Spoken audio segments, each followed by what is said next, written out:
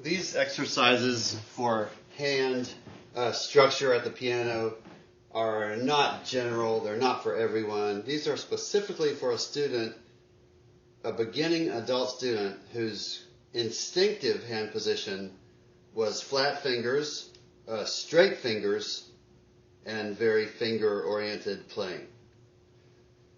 So to quickly show her a better technique,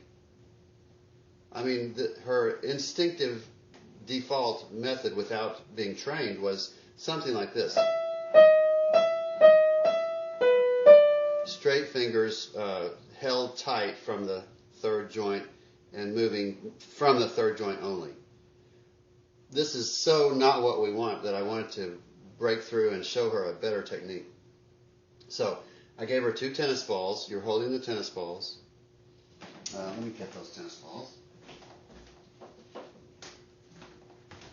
You hold the tennis balls lightly. You experience flexible wrists. You practice swinging your arms from the shoulders. That makes an arc. Practice that. That feeling is for piano. That's what we want. You might play a little bit of a soft tennis ball type of a song. Now all this stuff is showing you the movements that you need for piano, which are not these movements, That's not it. So this is loose in the shoulders, swinging from the shoulders, going in and out, up and down and all around. Okay, then maybe play some. Be aware of what's happening. I'm swinging from my shoulder. I'm kind of catching the keys on the way back. Just practice that movement. And I had to tell her as a joke, now this piece that we're playing now is not what you'll play in your recital. Another exercise to go with the tennis balls, you play and roll your wrist forward. And be aware that that's a common release technique of notes, as you lift up. Anyway, during these exercises, I never ever do this, so I'm getting away from that. Now, step 2, find these notes, C, D, E, F, G, and find these notes, C, D, E, F, G. Play all 10 notes at once with your tennis ball hands. So you can't possibly play those like this, for one thing. Well, I don't know. There's a lot of reasons. So tennis ball hands, all the joints are curved. All those joints are curved. I'm doing the swinging thing, and I'm dropping down into all those 10 notes at once. After I drop and hear the sound, I relax. I'm relaxing enough that I can actually swing my elbows around. I'm not holding any tension, just maybe enough weight to keep the keys down, right? Then I release with that way. Okay, let's do that again.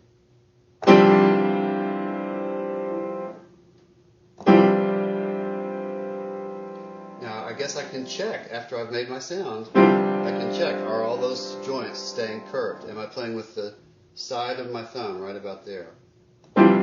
Is about the pad of my fingers, that's what's contacting the keys? Between the tip and the pad. But, you don't want to see someone playing with all this much finger on the key, like this much finger touching the key, do you? No. So. Okay, I think we've covered 2 or 3 things here. Here's the final thing of this. And if this doesn't apply to you, I'm sorry. This is really for one student. Okay, I'm defensive. All right, we're going to rock out. We're going to rotate forearms, doorknob technique, We're going to rotate outward. A right hand will play the G. Left hand will play the C. Here we go. From center. Are my fingers touching the keys? Well, they could be. They could be, or they could be a little bit up. A little bit up. So rotate outward. And sort of snap back to center. Let's call that neutral there. Sorry, I'll stop singing. Oh, I missed. Now rotate inward. When I rotate inward, This thumb goes to G. This thumb goes to C. Now rock back and forth with fingers staying in contact with the keys. It's gentle. Find out how to make a soft sound. Now you notice I'm totally getting away from this kind of movement where we have stiff, straight fingers moving from the third joints. That is a big no-no. Except for the people who would like to comment and tell me, well, Thelonious Monk did it that way.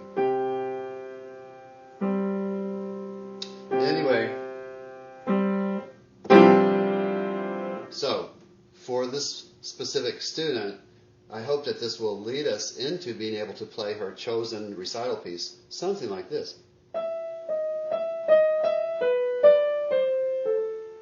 With curved fingers and motivating the movements from the shoulder, the elbow, and the wrist rather than the third joint, and with rounded curved fingers, and using all these adaptive movements to draw this phrase in space.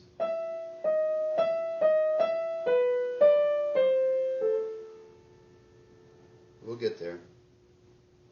Over and out.